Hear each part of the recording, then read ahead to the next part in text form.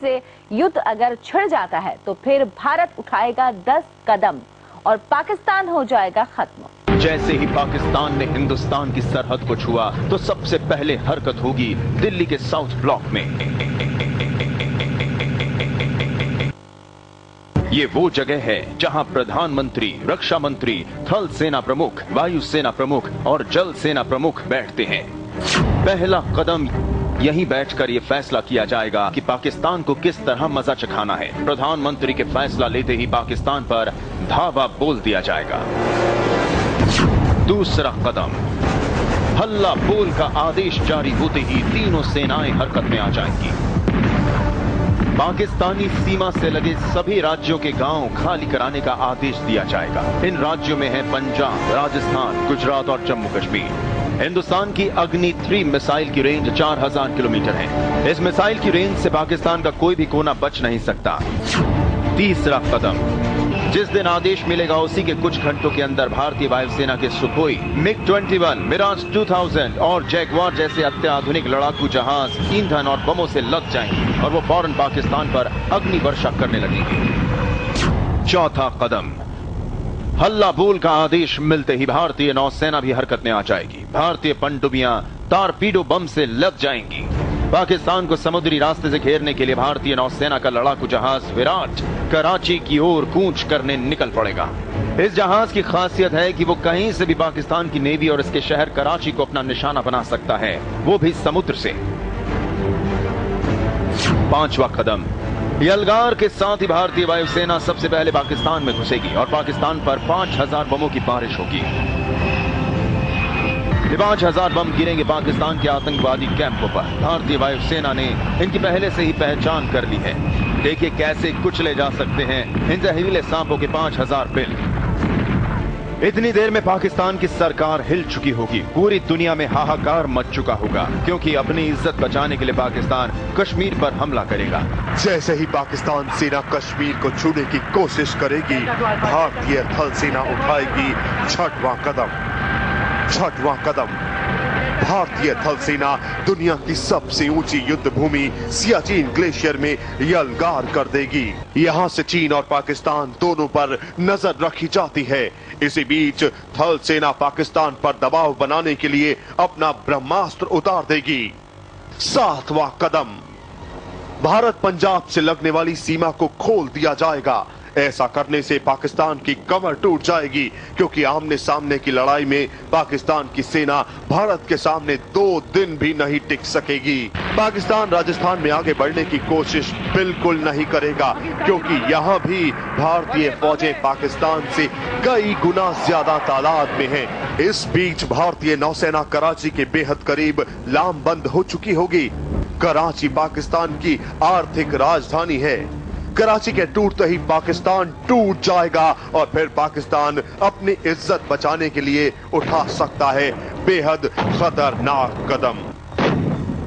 9वां कदम, अपनी हालत खराब होते देख पाकिस्तान खुलेआम भारत को परमाणु बम से हमला करने की धमकी दे सकता है।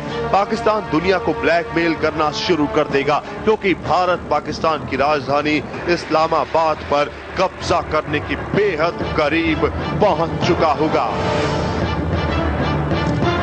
लेकिन पाकिस्तान की इस बेवकूफी पर भारत सीज फायर यानी युद्ध विराम की अपील कर सकता है क्योंकि इस समय तक भारत का मकसद पूरा हो चुका होगा। आतंकवादी कैंप खत्म हो चुके होंगे। इसके बाद उठाया जाएगा 10वां और आखिरी कदम। दुनिया भर के देश इस समय तक भारत और पाकिस्तान को समझाने में एड़ी चोटी कर चुके होंगे। ऐसे में फिर से होगा युद्ध विराम, ठीक वैसा ही जैसा 1971 में भारत और पाक सेना के बीच हुआ था।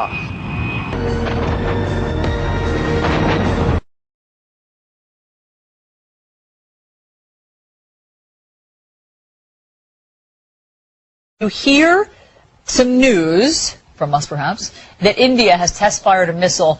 Don't jump to alarm because although that can sound quite disturbing and alarming, apparently this was planned and this is kind of par for the course.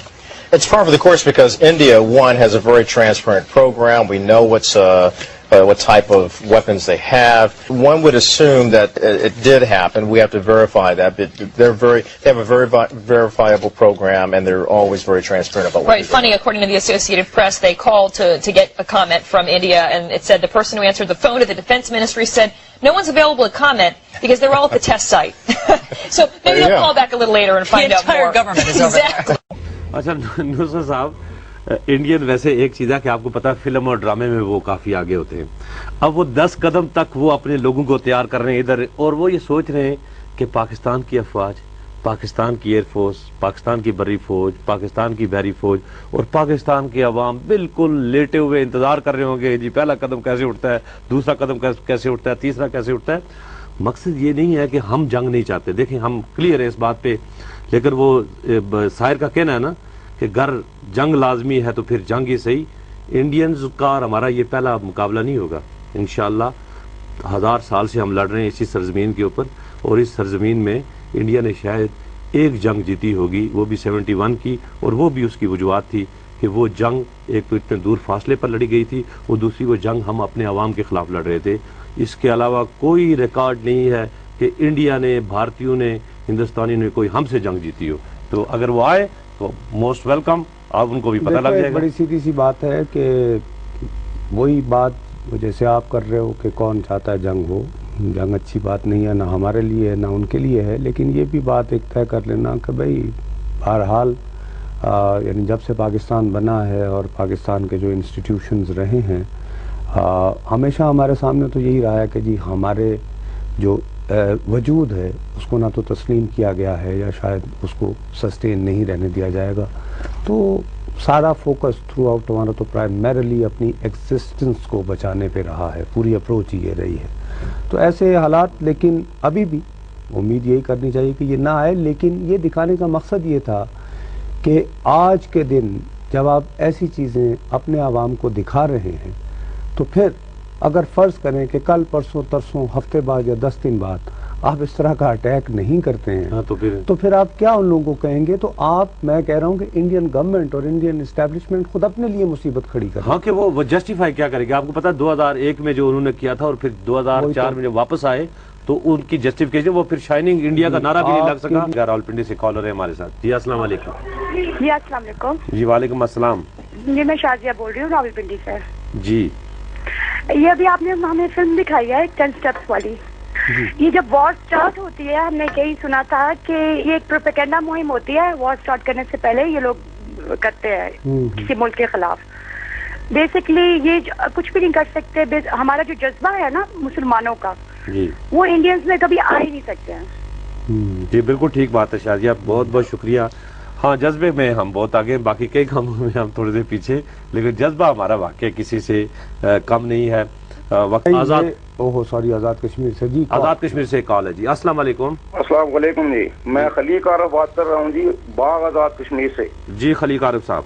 Nusrat Javed साहब, मुश्ताक मनाज साहब, बिलाशुबा अल्लाह पाक ने आपको बेपनाह सलाहियतों से नवाजा है और इसकी आप भरपूर नुमाइंदगी भी कर रहे हैं। मैं इसके लिए आपको मुबारकबाद पेश करता हूँ जी। शुक्रिया। क्या बात हो रही है हिंदुस्तान की और पाकिस्तान की जंग की।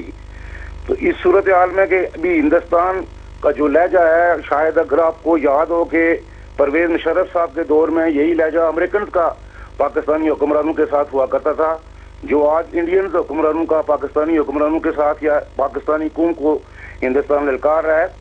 इसमें बिलाशुबा हमारी बहुत सारी कमजोरियां हैं जनाबे वाला।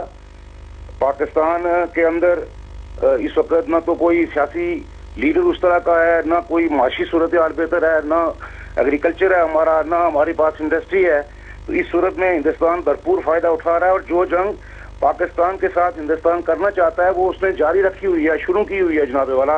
पाकिस्तान को वो तबाह करना चाहता है, माशी तौर पे पाकिस्तान के अंदर से इन्वेस्टर भगवाना क्या करना चाहिए खलीक आरिफ साहब हमें? मैं ये समझता हूँ सर कि इस वक्त पाकिस्तान के जितने भी हमने देखा है वो उसको जंग के हवाले से ही गुफ्तगू कर रहे हैं कि जंग होगी तो हम ये करेंगे, जंग होगी तो हम ये करेंगे। स्वार्थी सतह पे भी पाकिस्तानी हुक्मरानों को और पाकिस्तानी कौम को, नवाज शरीफ साहब को, आसिफ अली जरदारी को IMF से ये फंड्स लेने के बजाय, ये इतनी खौफनाक और तबाहकुन शराइत से पैसे लेने के बजाय अगर ये अपनी ज़कात निकाल के रख लेते तो पाकिस्तान खुशहाल हो सकता है। बहुत बहुत शुक्रिया जी।